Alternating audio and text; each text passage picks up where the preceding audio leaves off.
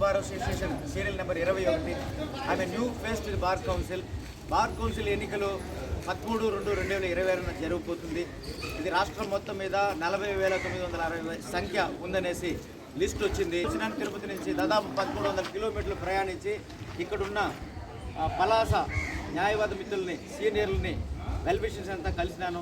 చాలా బాగా రెస్పాన్స్ అయినారు, ఆప్యాయంగా మాట్లాడినారు. I felt very happy.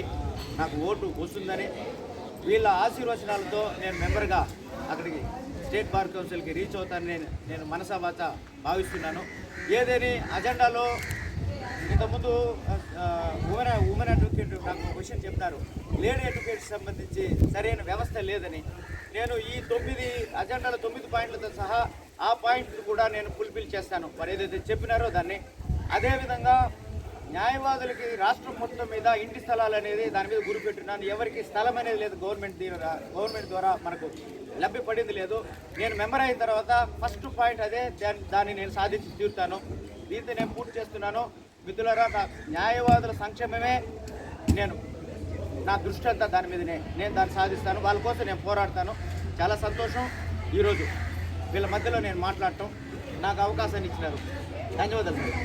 Thank you.